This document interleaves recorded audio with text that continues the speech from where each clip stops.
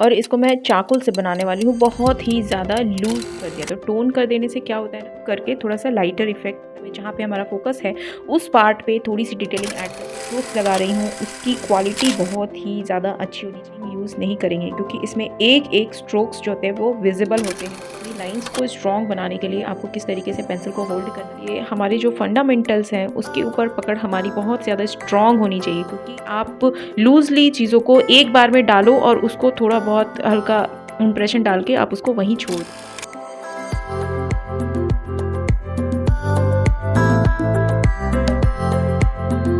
Hey, hello friends, welcome back to my YouTube channel. So, how are you all? I hope you all are doing good.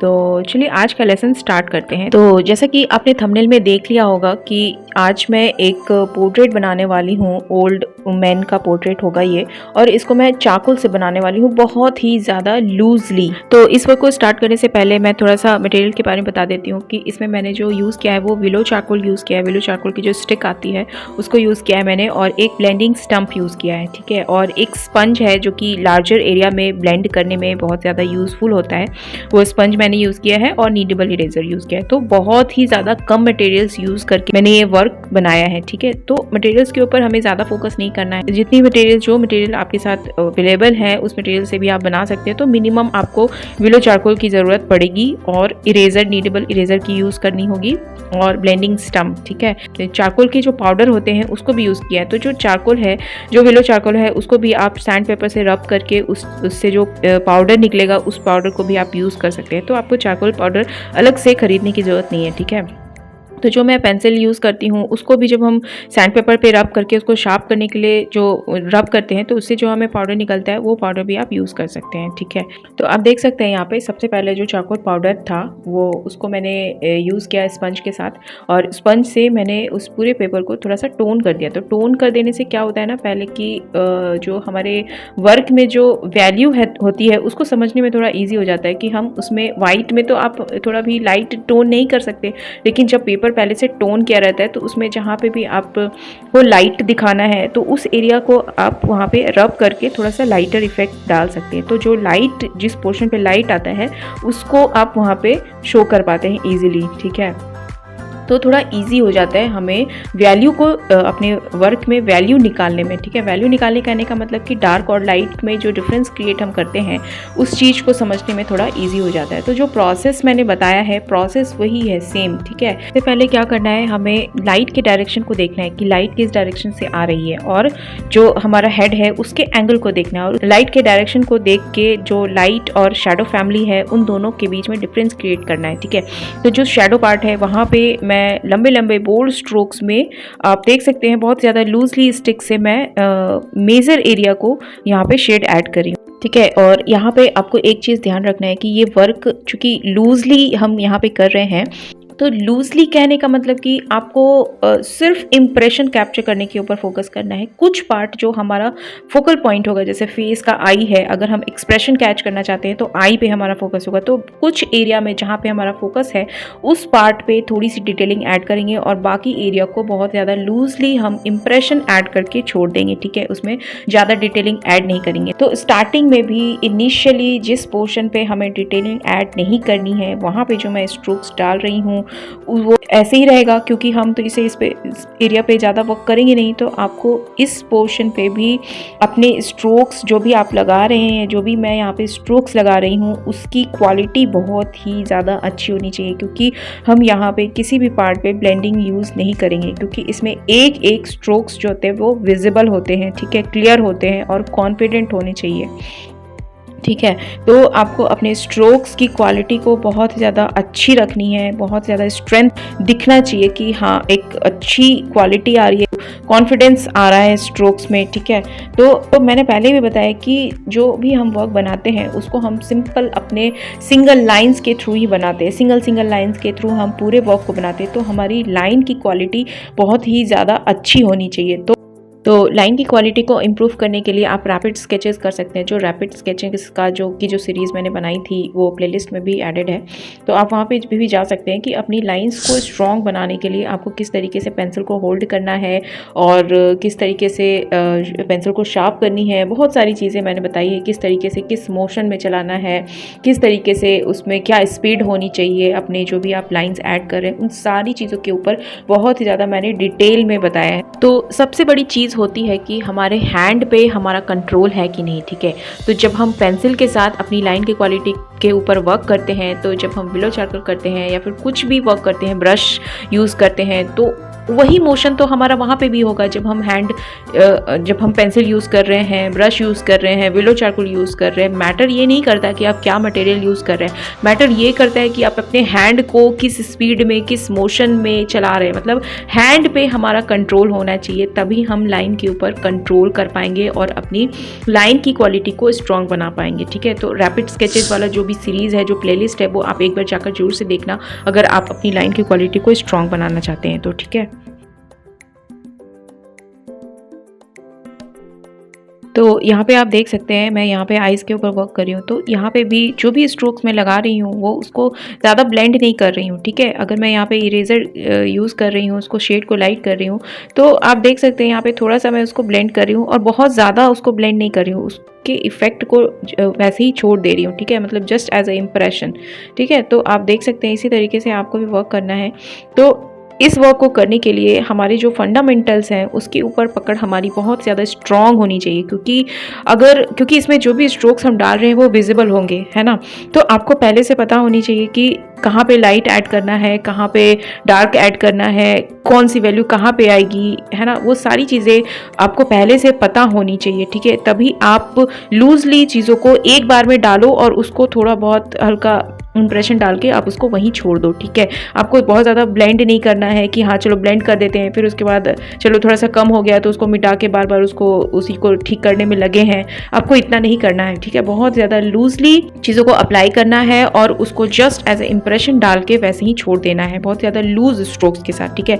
तो अगर आपने fundamental के ऊपर work नहीं किया है तो मैंने बहुत सारे पोर्ट्रेट के ट्यूटोरियल इसके पहले बहुत सारे लेसन्स अभी जस्ट रिसेंट में डाले हैं, तो इसलिए मैंने इस वर्क को बाद में रखा था, क्योंकि इस वर्क को करने के लिए फंडामेंटल बहुत ज़्यादा स्ट्रांग होनी चाहिए। तो वो सब वर्क आप पहले कर लेना, देख लेना और उसकी प्रैक्टिस अच्छे से पेंसिल के साथ कर लेना कि वैल्यू क्या होती है, उसको कहाँ पे किस तरीके से प्लेस करना है, जो फेस को किस तरीके से ड्रॉ करना है, उसका क्या प्रोसेस होता है, क्या ब्लॉकिंग मेथड होता है, क्या लुमिस मेथड होता है, किसी भी फेस को किस तरीके से ड्रॉ करते हैं, शेडिंग किस तरीके से ऐड करते हैं, उसको शेड को एक 3D इफेक्ट को कैप्चर करने के लिए क्या चीज़ें ज़रूरत होती है, वैल्यू को किस तरीके से हमें कैप्चर करना है, ठीक है। तो इन सारी चीज़ों की स्टडी आप पहले कर लेना, ठीक है। उसके बाद आप इस वर्क को कर सकते हैं और इस तरीके से लूज वर्क भी कर सकते हैं।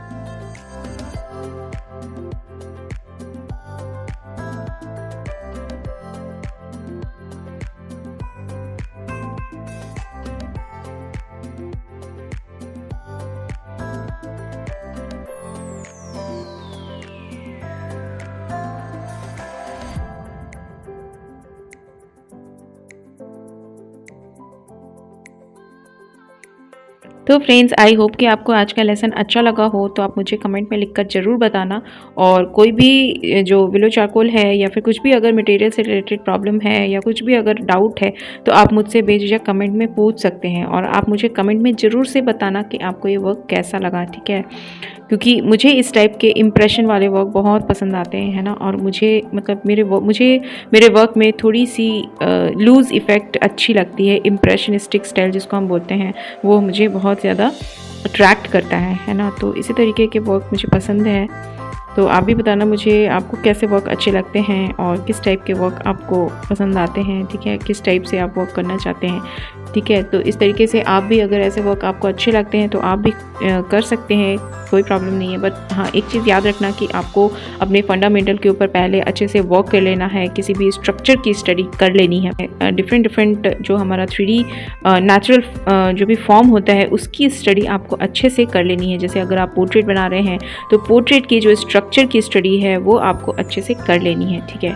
तो आप ये वर्क को ईजिली कर पाएंगे।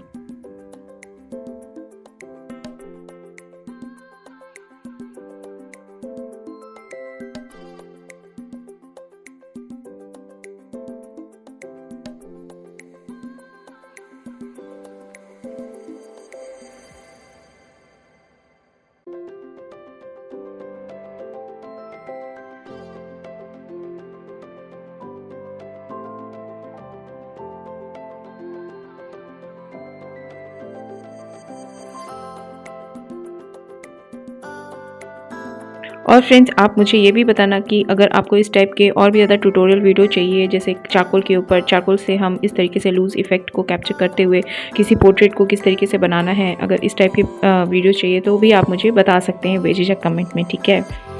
तो आई होप कि आपको आज का वर्क अच्छा लगा हो। तो आपको अगर आज का लेसन अच्छा लगा हो तो आप प्लीज़ मेरे इस वीडियो को लाइक करना और इसको शेयर भी करना, ताकि और लोगों तक भी पहुंच पाए, है ना। और आर्ट के बहुत सारे डिफरेंट लेसन्स मैंने ऑलरेडी शेयर किए हुए हैं और आगे भी मैं और भी ज़्यादा इस तरीके से आर्ट के ट्यूटोरियल वीडियोस लाऊंगी। तो आप मेरे साथ अगर जुड़ना चाहते हैं तो आप मेरे चैनल को सब्सक्राइब भी कर सकते हैं, ठीक है, अगर आपने नहीं किया है तो, ठीक है। तो चलो फिर मिलते हैं नेक्स्ट वीडियो में। Please like share and subscribe my channel. मिलते हैं नेक्स्ट वीडियो में, तब तक के लिए bye bye. Thanks for watching my video. Keep watching, keep practising.